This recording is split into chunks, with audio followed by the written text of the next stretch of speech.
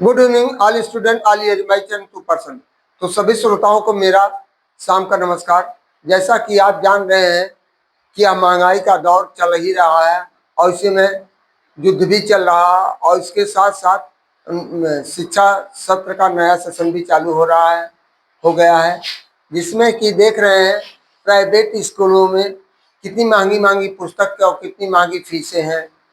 तो इन सब को देखते हुए मैं भी एक छोटा सा विद्यालय रगड़गंज में इंग्लिश ग्रामर एकेडमी के नाम से फेमस है, MHRB पब्लिक स्कूल कटरिया कोपपुर से या कक्षा 8 तक जूनियर मान्यता प्राप्त है। तो यहाँ CBSE पैटर्न पर पढ़ाई की जाती है।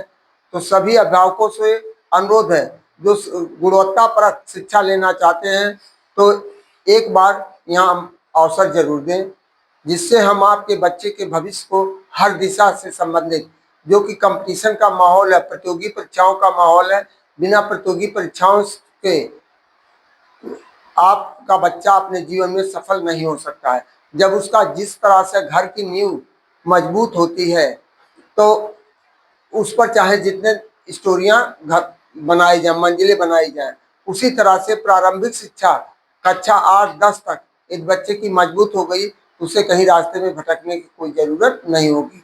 और सबसे जरूरी है माँ बाप को बच्चे को मोटिवेशन देना, अध्यापकों के द्वारा बच्चे को बराबर मोटिवेट करना।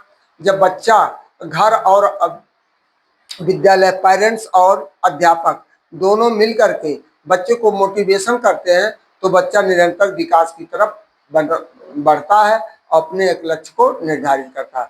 तो इसी तरह मैं अपने मोटिवेशनल वाक्यों के साथ अपने आज गांधी जी से संबंधित फिर प्रश्न लेकर आया हूं, जो अपने वीडियो में डालने जा रहा हूं। तो पहला मोटिवेशनल वाक्य आज का सुविचार, भारत में सबसे बड़ा धंधा धर्म का है। भारत में सबसे बड़ा धंधा धर्म का है, दूसरा राजनीति का, तीसरा दलाली का। मजे की बात यह है कि ये तीनों टैक्स फ्री हैं, इस पर कोई टैक्स नहीं लगता है। दूसरा, पिता का असली गर्व किस बात का होता है? पिता का असली गर्व किस बात का होता है, क्या आप जानते हैं?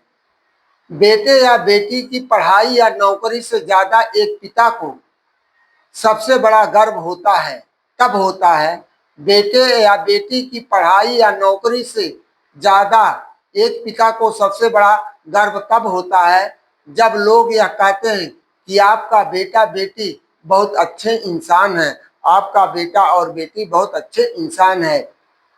किसी बुरी आदत में नहीं है, ना तो किसी बुरी आदत में है, ना तो किसी बुरी संगत में है, क्योंकि कमाई तो हर कोई कर लेता है, क्योंकि कमाई तो हर कोई कर लेता है, लेकिन अच्छे संस्कार हर किसी के पास नहीं होते हैं, क्योंकि अच्छे संस्कार हर किसी के पास नहीं होते हैं। जो संस्कारवान व्यक्ति होगा वही अपने बच्चों को सही दिशा रूप से संस्कार दे पाता है। तीसरा है, जब दिल भारी हो जाए तो लोगों से गिला मत करो। जब दिल भारी हो जाए तो लोगों से गिला मत करो, अपने रब से बात करो, अपने रब से बात करो, सजदे में उसे सब कुछ कह दिया करो। अर्थात विनती जब आप करते हो उसी में अपने दुखड़ा उससे कह दीजिए ऊपर वाले से।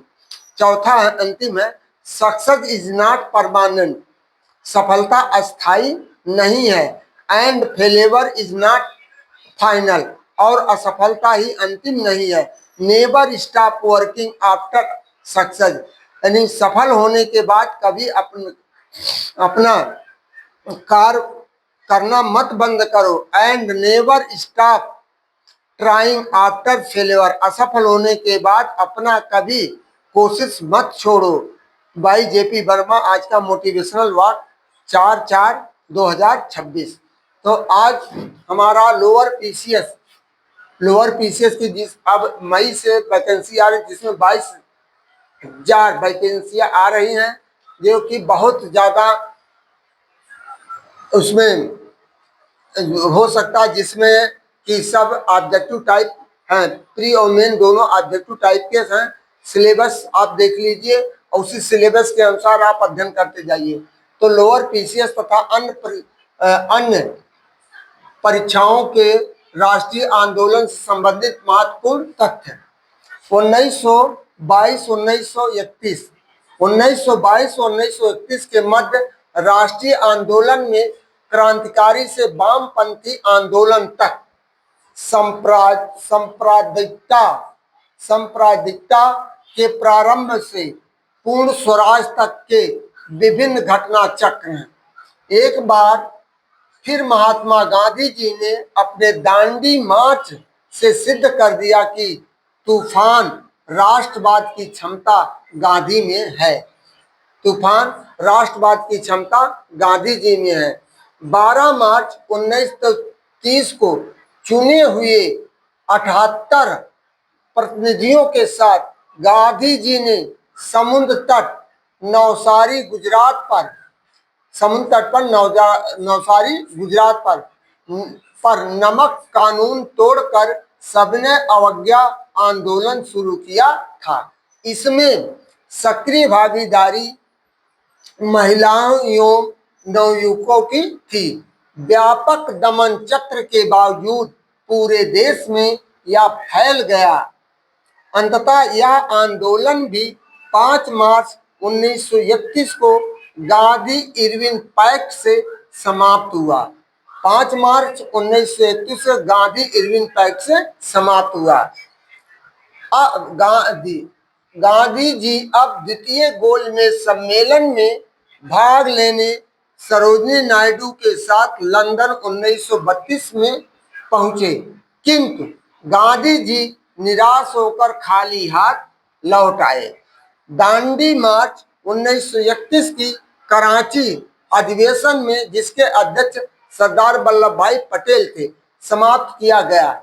इसी में मौलिक अधिकार राष्ट्रीय आर्थिक कार्यक्रम से जुड़े प्रस्ताव पारित किए गए। 1931 से 1941 के मध्य गांधी जी की सक्रियता राजनीतिक क्षेत्र के बजाय सामाजिक क्षेत्रों में रही। यानी 1941 से 1941 से के गांधी जी की सक्रियता राजनीति के बजाय यह सामाजिक क्षेत्रों में ज्यादा हो गई। यहाँ तक कि गांधी जी ने स्वयं को सक्रिय राजनीति से अलग कर लिया। गांधी जी ने सक्रिय राजनीति को स्वयं से अलग कर लिया। दलित वर्ग के उत्थान हेतु एवं छुआछूत विरोधी आंदोलन में गांधी जी की भूमिका महत्वपूर्ण रही। 1932-1935 के बीच हरिजन उत्थान हेतु अनेक रचनात्मक कार्यक्रम, यात्रा, आंदोलन गांधी जी द्वारा किए गए। हरिजन नामक पत्रिका एवं ऑल इंडिया हरिजन एसोसिएशन इस संबंध में मुख्य रहे। गांधी जी के प्रयासों से ही बांटो एवं राज्य करो की अंग्रेजों की घोषणा कम्युनल अवार्ड को प्रभावहीन किया जा सका। इस कम्युनल अवार्ड का उद्देश्य दलित वर्ग को अल्पसंख्यक मानकर हिंदुओं से अलग करना था। पूना समझौता, अगली टॉपिक है पूना समझौता।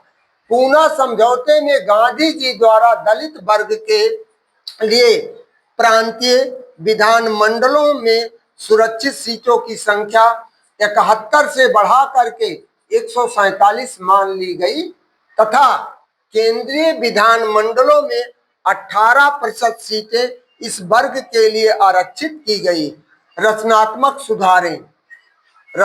सुधारों में 1934 और 1939 के बीच गांधी जी रचनात्मक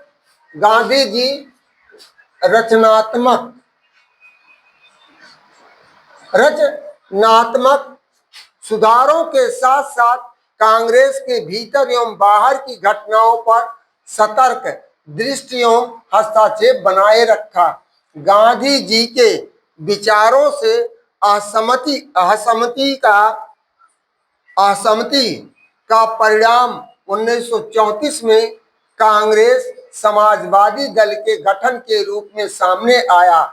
इसके प्रभावशाली इन संस्थापकों में जयप्रकाश नारायण, आचार्य नरनदेव एवं मीनू मसानी थे।